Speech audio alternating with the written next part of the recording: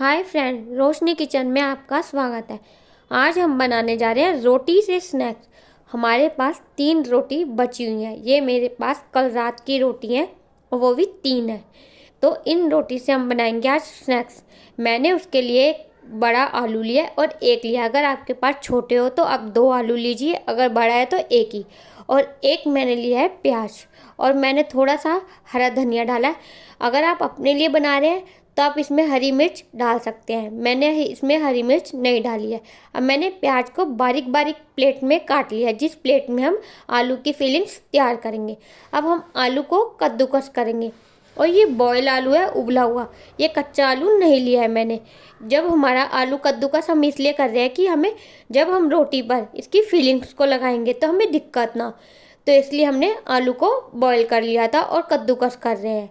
तो अब हमारा आलू कद्दूकस हो चुका है। अब हम इसमें डालेंगे कुछ मसाले। मैं इसमें 2 छोटे चम्मच नमक ऐड करूँगी। नमक आप अपने टेस्ट के अकॉर्डिंग डाल सकते हैं। 1 छोटा चम्मच मैं रेड चिली पाउडर इसमें ऐड करूँगी, और 1 छोटा चम्मच मैं डाल रही हूँ किचन किंग मसाला। ये मैं फ्लेवर के लिए डाल रही हूँ। और अब मैं डालूँगी 1 चम्मच रेड चिली पाउडर। ये कश्मीरी वाली है, कलर के लिए डाली है मैंने। अब मैं डाल रही हूँ इसमें गरम मसाला। मैंने इसमें 1 चम्मच गरम मसाला भी ऐड करा है। अब मैं सारे आलू को अच्छे से अपने हाथों से मैश कर लूँगी। आपके पास हरा धनिया हो तो आप इसमें वो भी डाल सकते हैं। मेरे पास नहीं था तो मैंने इसमें नहीं डाला। आप अपने टेस्ट के अकॉर्डिंग जो आपको अच्छा लगता है वो डाल सकते हैं। और हमारी आलू की फिलिंग बनकर तैयार हो चुकी है। अब मैं लूँगी एक कटोरा, उसमें हम डालेंगे बेसन। बेसन हमारे पास 3 रोटी थी तो मैंने 3 चम्मच ही बेसन लिया है। आप बेसन की थिकनेस को मैंने पतला ही रखूँगी, गाढ़ा नहीं रखूँगी। गाढ़ा रखने से वो हो जाएगा, हैवी हो जाएगा। तो इसलिए हम इसे बेसन का जो घोल बनाकर तैयार करेंगे, मैंने इसमें पतला ही रखा है। इसमें मैं डाल रही हूँ 1 छोटा चम्मच नमक, और मैं इसमें डाल दूँगी थोड़ा सा हरा धनिया। हरा धनिया इसलिए डालूँगी, इसे काट के डालूँगी ताकि ये इसमें खाने का टेस्ट थोड़ा अच्छा हो जाए। तो हमने हरे धनिया को इसमें काट लेंगे और मैंने इसमें हरा धनिया ऐड कर दिया। अब पानी से इसका एक घोल बनाकर तैयार कर लेंगे। मैं आपको दिखाऊंगी मैंने पानी का घोल कैसे बनाया। मैंने पतला ही बनाया, और सबसे मेन बात है ये खाने में क्रिस्पी और क्रंची है। ये ब्रेड से भी ज़्यादा अच्छे लगते हैं, और ये पड़े रहने पर भी ये सॉफ्ट नहीं होते। और ये बहुत अच्छा स्नैक्स बनकर तैयार हो जाता है। इसमें मैं हल्दी डालना भूल गई थी तो मैंने आधा छोटा चम्मच इसमें हल्दी भी ऐड करी है। तो और इसे मैं पानी से एक घोल बनाकर तैयार कर लूँगी। मैंने बहुत ज़्यादा भी पतला नहीं रखा, ठीक ठीक रखा है, मतलब गाढ़ा नहीं रखा है मैंने। तो देखो मैं आपको दिखा रही हूँ, चम्मच से मैंने दिखाई, ये मैंने पतला सा घोल बनाकर तैयार कर लिया है कि इतना बनाएंगे कि रोटी पे आसानी से ये चिपक जाए। अब मैं ले रही हूँ एक प्लेट। इसमें मैं 2 तरीके से बनाऊंगी। मैं 3 रोटी है मेरे पास। 2 को मैं एक तरीके से बनाऊंगी और एक को मैं एक तरीके से बनाऊंगी। आपको जो भी अच्छा लगे आप वो इसमें से बना सकते हैं। अब मैंने एक रोटी ली है, और अब हम इस पर यूज़ करेंगे केचप। मैंने एक रोटी को अब लपेट के साइड में रख दिया ताकि वो और ना सूख जाए। तो अब मैंने एक डिब्बी में लिया है हमने केचप, और हम केचप को रोटी पर लगा लेंगे। पूरी रोटी पर फैला लेंगे केचप को अच्छे से। अगर आपके पास चिली वाली है तो आप वो भी यूज़ कर सकते हैं, लेकिन मैं इसमें चिली वाली यूज़ नहीं कर रही हूँ। और इसमें मैं ऊपर से डाल रही हूँ ग्रीन चिली वाली। रेड चिली वाली मैंने नहीं डाली, ग्रीन चिली वाली डाली। अब मैं इसमें जो हमने आलू का मसाला लगाया था, हम वो पूरी रोटी पर अच्छे से फैला लेंगे। हमारा जब पूरी रोटी पे अच्छे से लग जाएगा तब हम इस पे रखेंगे अपनी दूसरी रोटी। आप चाहे तो इसमें आलू में और भी सब्जी डाल सकते हैं जो आपको पसंद हो। मैंने सिर्फ इसमें प्याज डाल के ही बनाया है, नॉर्मल सा एक स्नैक्स की तरह। अब मैंने इसके ऊपर दूसरी रोटी रख दिया है। अब दूसरी रोटी रखने के बाद हम इसको कैंची से काट लेंगे। मैंने इसको कैंची से काटा है, आप चाहे तो चाकू या पिज़्ज़ा कटर जिससे भी आप चाहे उससे काट सकते हैं। मैंने इसको कैंची से काटा है। अब मैं कैंची से कर इसके छोटे छोटे पार्ट रोटी के निकाल लूँगी। और सबसे मेन बात है, इसे निकालने में या काटने में कोई भी दिक्कत नहीं आती है। आप चाहे तो मसाला लगाने से पहले भी काट सकते हैं। मैंने इसमें आलू की फिलिंग लगाने के बाद इसको काटा है। इसके मैं ट्रायंगल शेप में इसको शेप दे लूँगी। आप चाहें तो आप छोटी छोटी शेप कोई भी दे सकती है। ऐसे मैंने पूरी रोटी को काट कर तैयार कर लिया। अब जो हमारी दूसरी रोटी थी, अब मैंने लिया अपनी दूसरी रोटी। अब मैंने जो अपने प्लेट में लिया, ये मैंने लिया 2 चम्मच मलाई और इसमें लिया मैंने रेड चिली केचप। अब मैं इसमें मलाई पे डाल लूँगी रेड चिली केचप। मैंने इसमें लिया है रेड चिली केचप। अब मैं इसको अच्छे से हिला लूँगी।